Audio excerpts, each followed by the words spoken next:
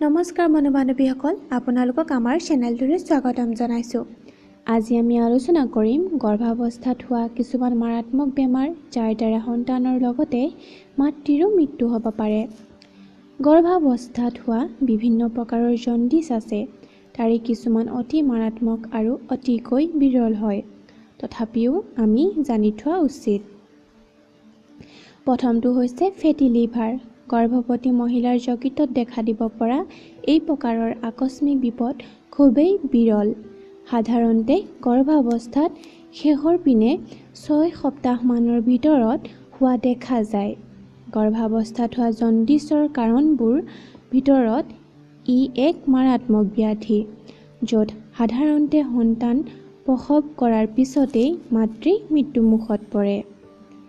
সাধাৰণতে প্ৰথমটো গৰ্ভাৱস্থাতে এনে হোৱা দেখা যায়। প্ৰথম অৱস্থাৰ পৰাই পেটৰ বিষ অত্যাধিক ধৰণৰ হয়, লগতে প্ৰচণ্ড বমি হয়, ৰোগীয়ে ভুল বকে। ছাল আৰু মুখৰ ভিতৰৰ আৱৰণৰ তলত বিৰিঙিবলৈ ধৰে। মৃত সন্তান ভূমিষ্ঠ হৈ জৰায়ু খালী হৈ পৰাৰ লগে লগে মাতৃগৰাকীৰ জ্বৰ উঠে।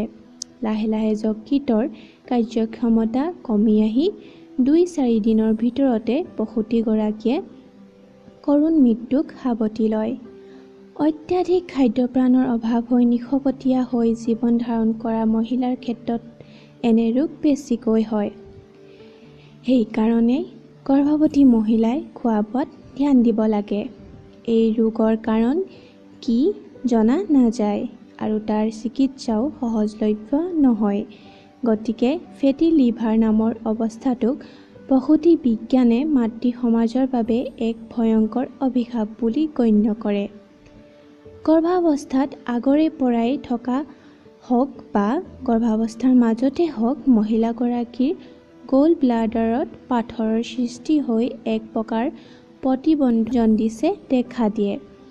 এই ধৰণৰ পাথৰে কিন্তু সাধাৰণতে গৰ্ভাৱস্থাত পেটৰ বিষৰ সৃষ্টি নকৰে, কিন্তু সন্তান ভূমিষ্ঠ হৈ যোৱা 2-3 মাহমানৰ ভিতৰতেই বিষ বেদনা আদিৰ লক্ষণে দেখা দিয়ে আৰু অস্ত্ৰোপচাৰৰ প্ৰয়োজন হয়।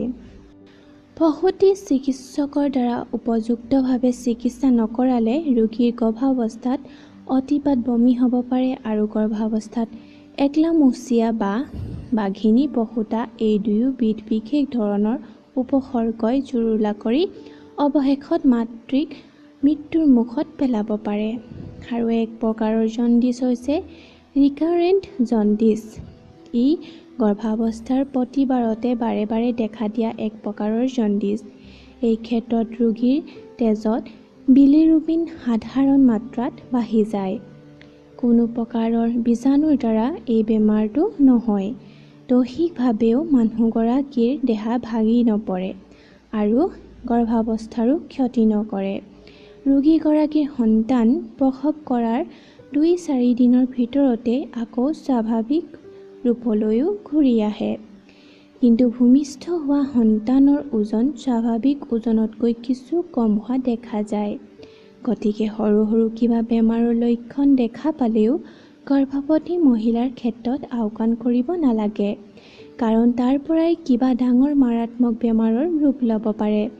গতিকে এগৰাকী গৰ্ভৱতী মহিলাৰ যতন লোৱাটো ঘৰখনৰ সকলোৰে দায়িত্ব। সেয়েহে সময়ে সময়ে হেল্থ চেকআপ কৰাই থাকিব লাগে। আশা কৰোঁ ভিডিঅ'টো চাই ভাল পালে। আপোনালোকক আকৌ নেক্সট ভিডিঅ'ত লগ পাম। ভিডিঅ'টো লাইক কৰিব, শ্বেয়াৰ কৰিব আৰু আমাৰ চেনেলটো ছাবস্ক্ৰাইব কৰিবলৈ নাপাহৰিব। আজিলৈ bye bye and take care.